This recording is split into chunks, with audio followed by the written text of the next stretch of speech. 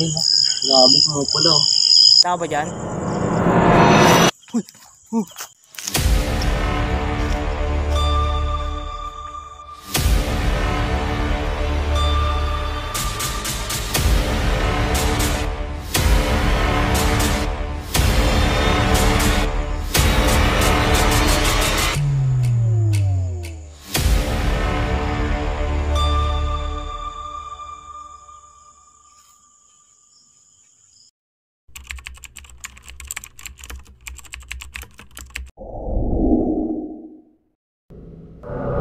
Abandonadong private resort na matatagpuan sa San Pedro, Laguna.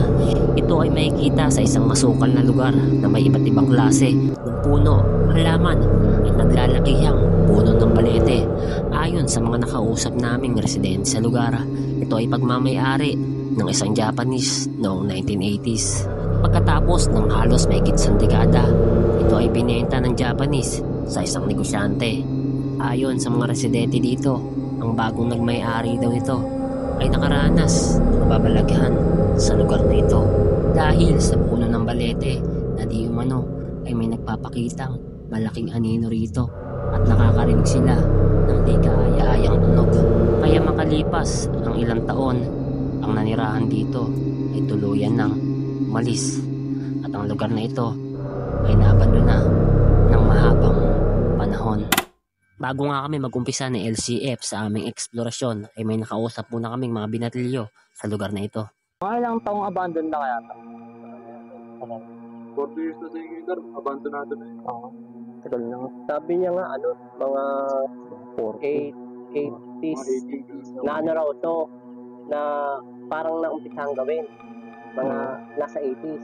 Tapos nung nawala na daw to, siguro nasa mga mid-90s na mga gano'n. Kasi yung hapon daw, sabi niya parang na-bankrupt. Kasi parang nakautang sa bangko. Tapos sabi niya may-ari na yan, bangko na. Pero may experience kayo dito sa swimming pool? Sa may balete. Tatlong balete. Oo, tatlong balete nga nakita. Anong oras na labas yung kanino rito? May dumaan, kala namin yung tropa lang. Pasok sa daling araw, naglalakad. Nagabot daw siya ng kanina. Balik siya, hindi na nakapasok eh. Alam mo, ikaw na nakakita. Hindi, yung una naman namin, tatlo talaga kami mismo. Kaya nangyari sa akin, natakot ako dito sa cemetery, wala pa ako nakikita dito lang. Dito ay inumpisahan ko nang pasukin ang masukal na lugar na ito at bago ako magpatuloy sa aking paglalakad ay may nakita akong punong nara na ayon sa mga taga rito ay may nagpakamatay o nagpigti sa punong ito.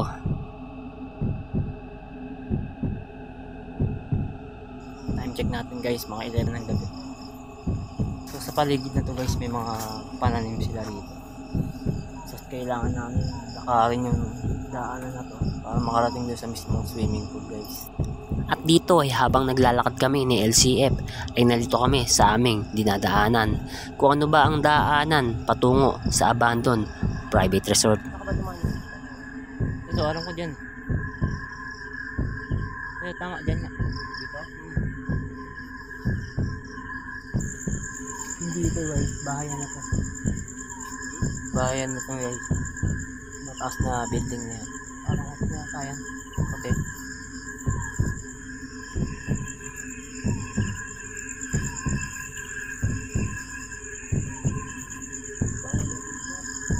Oh, dyan nga ako muntik mahulog eh. Sa bangin. Tapos, Dito. Alam ko dito. Ako dito yun eh. Tingnan ko muna. Wait lang. Tingnan ko muna. Oh, dito. Ito. Oh.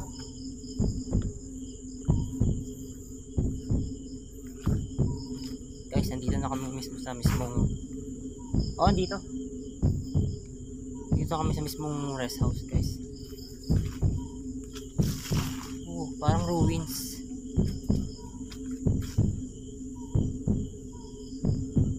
Sobrang pinaglumaan na ng panahon to, guys. Habang naglalakad nga ako papalapit sa abandonadong lugar na ito, ay namangha ako sa aking mga nakita.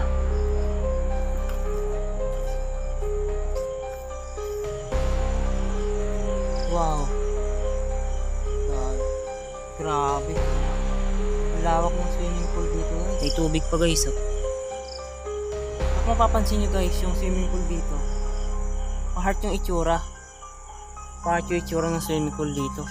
Malapit sa swimming pool na ito kung saan makikita ang napakalaking puno ng balete. Grabe, ang laki punong balete oh. Guys, ang laki puno ng balete dito. Kanina guys, nakausap namin yung mga binatilyo dun sa labas. Ang dating may-ari raw nito, yung hapon. Tapos mga nakalipas na ilang taon, ay may nagmay-ari doon na iba rito. Kaso hindi raw tumagal dahil sa mga nararamdaman nila. Lalo na raw yung mga puno ng balete dito dahil ito raw yung mga kinakatakutan dito. Dahil ano nga raw, parang may mga sumisitsit sa kanila. Takot nga raw yung mga tao rito o yung dating nagmay-ari nito na putulan tong sanga na to ng balete dahil natatakot sila dahil baka malasin daw. Tsaka baka raw maan sila ng mga naninirahan dito sa puno ng balete.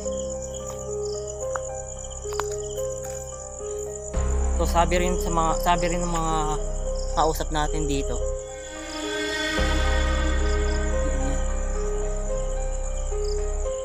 Tama ba dyan? So guys, sabi rin ng mga nakausap natin dito. Ano raw to? Mga taong 1980s daw to, 89. Tapos na-abandon daw to. Mga 1990s. Dati daw yung may-ari nito, yung hapon, marami raw siyang dinadalang guest dito. Especially mga babae, dinadala niya rito. So kung mapapansin nyo guys, yung mga upuan sa paligid ng swimming pool na. At dito ay habang nilibot ko ang aking camera ay nagulat ako sa kaluskos na nanggaling sa damuhan. Gago. Yun.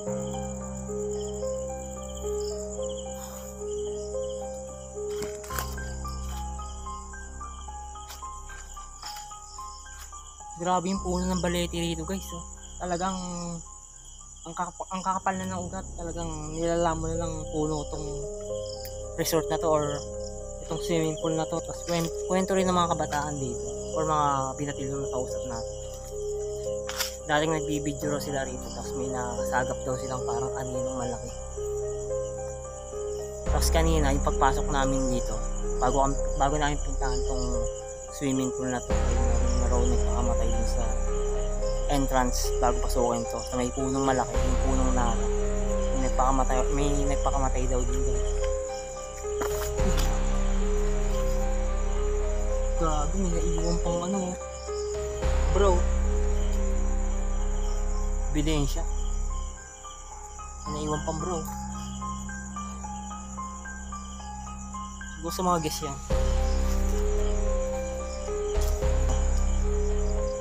Wikigdat ah, mauulan pa.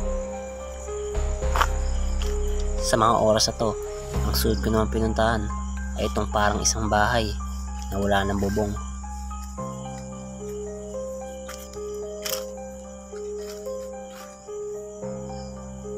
So parang ito yata yung pinaka rest house o pahinga nila. Wala na yung pinaka bubong nito. Siguro binaklas na to. Or may mga kumuha rito, mga masasamang loob. Kaya nagkaganto na to. Wala na yung ibang materialis dito. Naubos na. Ang sunod ko naman ginawa rito ay nagtry akong gumamit ng EMF kung may magre-response ba sa lugar na ito. Meron ba ditong espiritu or elemento? Ilawin nyo nga kahit nasa ilaw lang. Wala. Negative.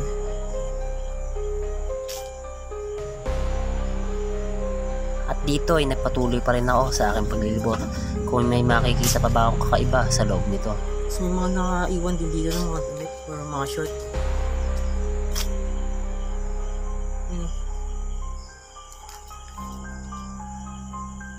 Pantalon. Siguro mga ano yan, mga kabataang naliligo rito. Mga nag-iiwan dito ng mga damit or short. Kasi ano raw, pag umuulan daw ng malakas yung swimming pool doon, umahapaw.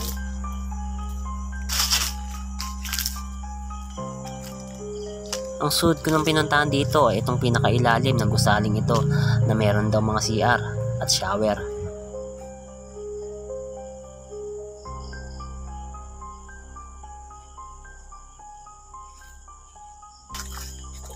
Lagi, ang laki ng PVC oh.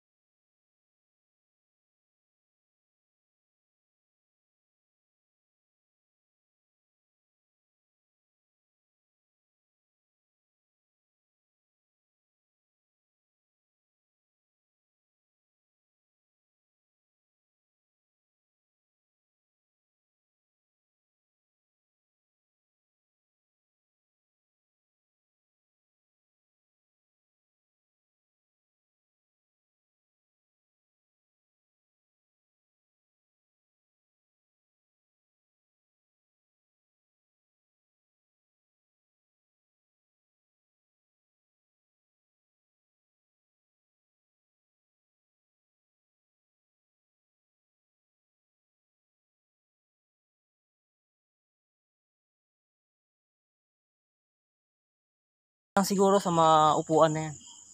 Kung saan umuupo yung mga guests dati ng hapon. Ito, pumipitik rito konti. Sa mga oras na to, inupisan namin ni LCF i-set up ang mga dala niyang gamit para sa gagawin naming paranormal investigation sa lugar na ito. Yung EMF. Magandang gabi. Ako po muli si Kuya Zay at ang kasama ko si Reynald. Narito po kami. Habang nagpapakilala si LCF, ang EMF naman niya ay walang tigil sa paghilaw. Kami po ay may kasama sa lugar na ito na hindi namin nakikita. Narito po kami.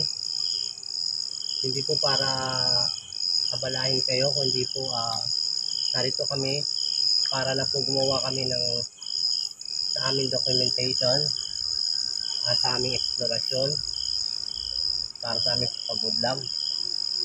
Marami po salamat sa inyong kooperasyon. May dala po kami mga gadget dito tulad po ng REM pad, dead bell, at ito pong EMF. Kanina niyo pa po pinagagalaw ilaw. At ang music box na bigla na lang nalobat. Bigla na lang nalobat, full charge yan. Hindi ako maalis nang hindi naka-full charge sa mga gamit ko. Ito kanina gumagana naman, di ba? Oo, kanina gumagana to. Tapos, yung EMF, Maya-maya lang, ito na ang nangyari sa walang aming kuryente EMF. rito. Grabe, pumupulo. Wala rito Sa kuryente. inikot ko kanina sa paligid ng swimming pool. Sa ibang part wala naman siya. Sa ibang part, Sa hindi ibang siya part wala, hindi pumapalo. siya pumapalo. Dito lang. Dito no? lang talagang malakas. So, dito kasi, nagpunta kami rito, o nagpunta ako rito ng maliwanag pa lang at sinabi na rin ng mga taga rito na wala talagang kuryente rito. Walang kuryente rito kasi matagal nang abandonado to. Ang EMF kasi kumukuha siya ng frequency. Ngayon, kung may kuryente rito, dapat yan, naka-steady lang siya. Pero hindi ayun, dahil hanggang nagpupula nagpupula siya eh. Ibig sabihin, meron talaga ritong nasasagap. So, maaaring narito po kayo at kami po ay humihingi sa inyo ng paintulot na maaari nyo po bang hawakan isa sa mga dala naming gadget. Patunugin nyo lang po. Kasi itong EMF, kahit medyo malayo yan, kung halimbawa, mga 1 metro, masasagap yan eh. Isang ganda ng metro yan, no? Hindi katulad na itong dead bell, kailangan ito lapitan. Pati yung REM pad. Itong music box, yan, 4 meters, abot yan hanggang 5 meters. Pero, bigla na lang nalobat. So, ito po, kung nakikita po ninyo, itong mga kandila, itong mga ilaw na ito, amin po dinala to para po maliwanagan kung ano man po ang narito. Sa mga oras na to ay hindi na Meron po ba mapakali kaming kasama dahil rito? maya-maya may kumakaluskos sa paligid ng swimming pool Entity po ba? na hindi namin alam Entity kung po ang palakalang kasama o namin dito, ahas mga elemento. ang naririnig namin. Maaari po bang paabutin nyo hanggang pula? At habang nagtatanong si LCF, Pwede nyo po ito ang bang mga sumunod paabutin na hanggang nangyari. pula? Ang EMF Yung ay EMF. umilaw nga hanggang pula.